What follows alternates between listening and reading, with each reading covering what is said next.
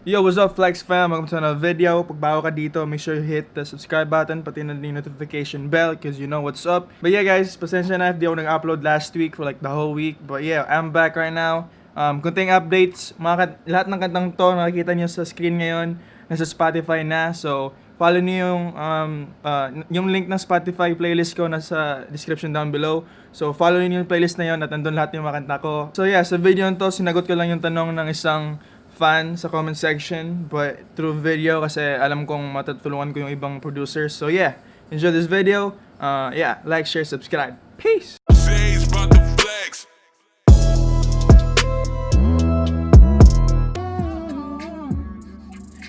Happy in the band, is that okay? Hi man, dito ulit tayo sa sasakyan. Wala tayong pag-uusapan. I mean, meron tayong pag-uusapan pero you know, like, nothing serious. May nagpapaturo lang na na fan. May nag-comment lang. Ito yung tanong niya. Sana makita nyo if mahanap ko yung parang screenshot. Pero yeah, yung tanong niya is basically paano ma-send yung beats sa local artist. So, I don't really know sa sitwasyon mo dyan. So, sino man yung nagtanong o I'm just gonna say the things na alam ko at mga bagay na nag-workout sa mga strategies na ginawa ko, kumbaga, parang ganun. Pero, kasi di ko nga alam yung sitwasyon mo. So, I'm just gonna say the things that I did before na nag-workout. So, yeah, first na ginawa ko is, fina-follow ko yung mga iniidolo kong artist, like, yung mga pinapakinggan ko talaga, like, mga Bicos, mga Kio, before sila sumikat, I mean, yung mga parang mga beats pa lang, mga free beats pa lang yung mga nagra-rap pala si Kio, mga 2017, 2018 ata yun. Nahanap ko yung mga kanta ni Kio sa YouTube. So, doon nagsimula, and then nandun kasi yung mga social media sa description. So, nag-ano na lang ako doon. Basically, finalo ko yung Facebook niya, in-add ko siya sa Facebook at Instagram. And then doon, kasi since Filipino tayo, alam ko na masyado natin ginagamit yung Facebook, like masyadong crowded yung kumbaga DM ni Kio. So alam ko yun, masyadong crowded yung mga DMs doon sa Facebook nila, sa Facebook Messenger. So back in my mind, alam ko na yun. So sa Instagram talaga yung main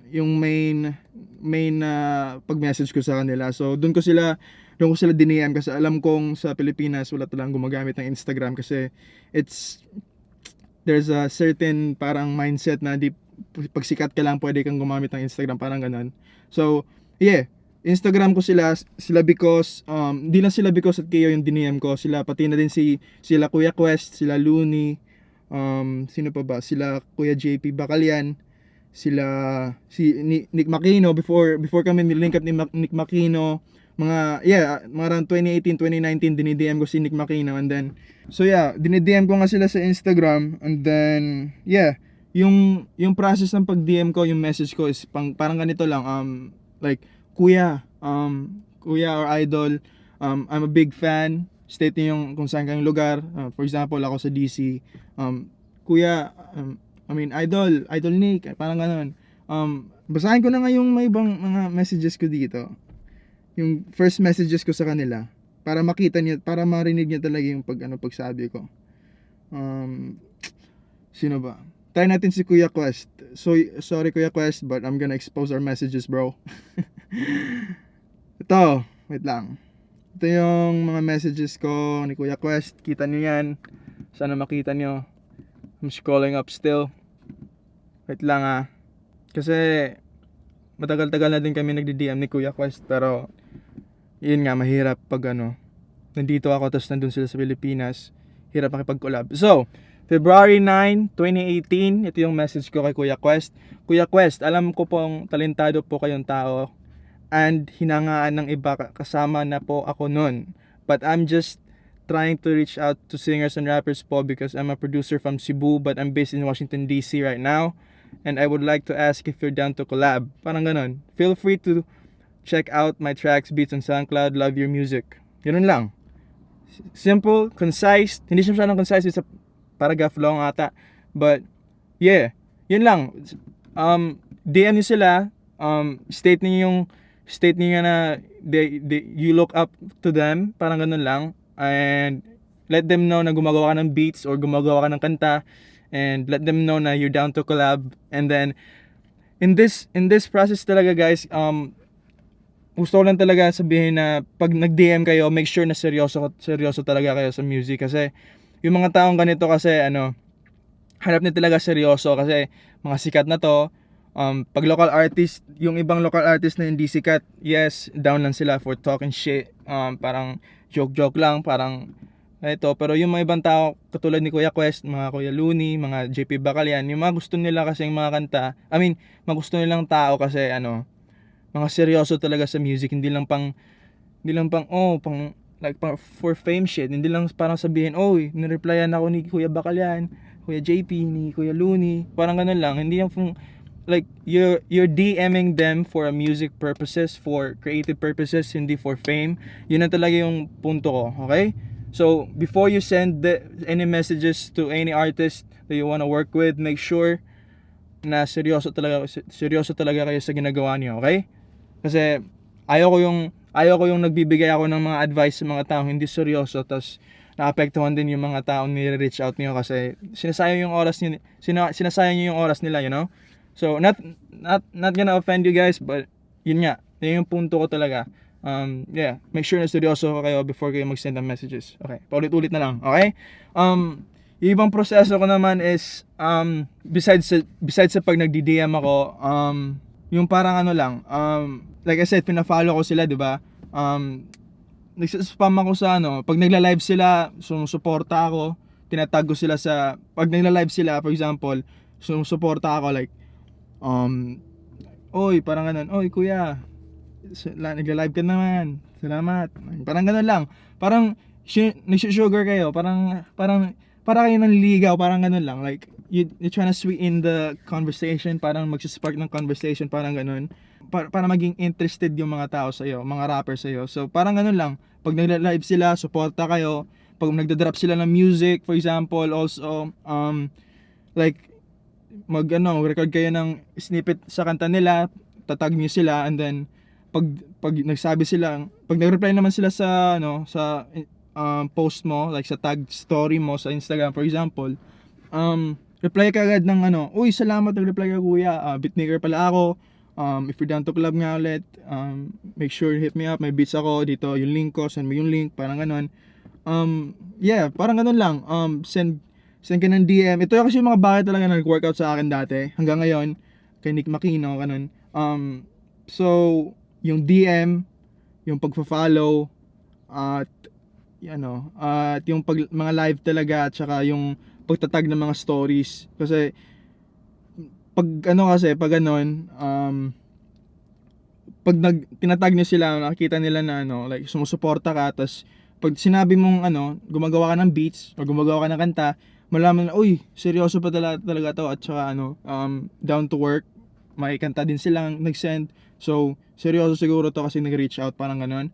So make sure nga seryoso kayo before anything else, tapos seryoso kayo, maganda yung mga beats nyo, at dapat may quality din. So yung quality is opinionated, but make sure na up to par yung quality ng kanta nyo at beats nyo before din kayo mag-send out ng beats, kasi masyadong crowded yung industry ng mga whack or shitty beats. But yeah, everything's opinionated. But yeah, just make sure na up to par yung mga beats nyo before you send out everything. And yeah, and besides DMing, all that, messaging them, let's talk about muna sa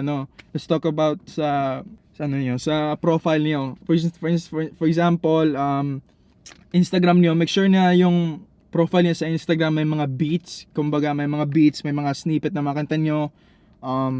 Kasi pag nag-DM nga kayo, tapos di kayo nag-send agad ng link, they always gonna check out your profile first, diba? So your basically yung Instagram profile niyo or Facebook profile niyo is resume niyo sa paggawa ng mga kanta. Kasi yun yung site, yun yung lugar kung saan sila pumunta nga, like pag nag-DM kayo. So pag nakita nilang marami kang post about music, marami kang post about sa mga beats mong solid, ganon. So they're always gonna reply pag maganda talaga yung mga kanta or mga beats mo. Yan talaga. Basically ayusin mo lahat, yung profile niyo, yung feed mo.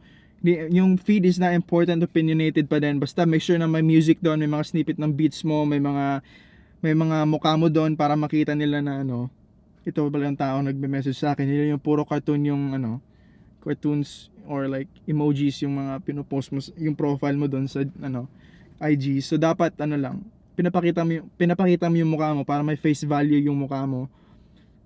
Yeah. Okay, quick overview from the beginning to the end of the video. Basically, una, suportahan niyo yung artist na gusto niyo makikipag-collab basically. So kasi pag wala kang support na binibigay, wala din support ang babalik sa inyo. So it's just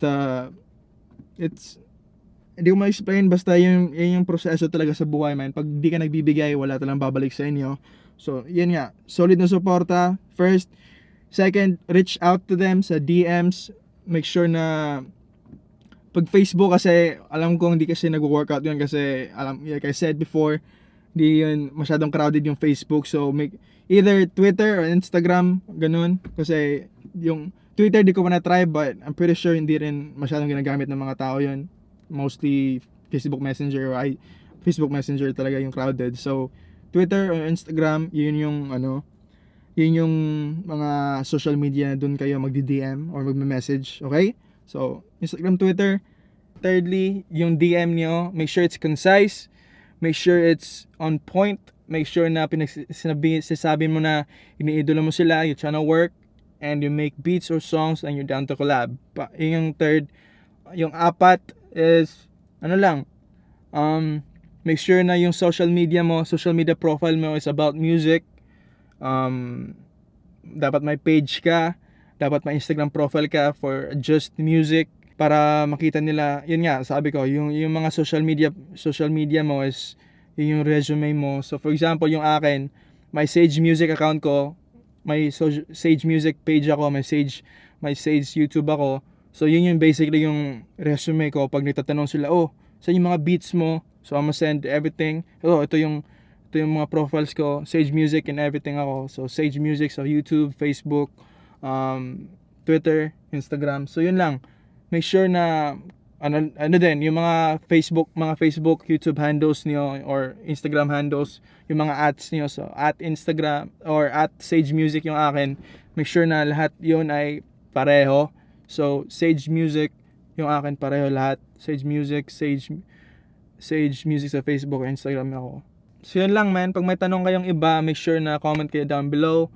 I always down to reply and answer your questions either sa video or sa comment section, magre-reply ako. Kagaya nitong tanong na to, pagtingin ko makakatulong ako sa ibang producer or ibang tao. I always make a video, pero pag tanong na personalan naman, I always just down to comment. Okay? Reply on a comment. So yeah, yun lang. Hopefully this helps. See you guys in the next one. Peace.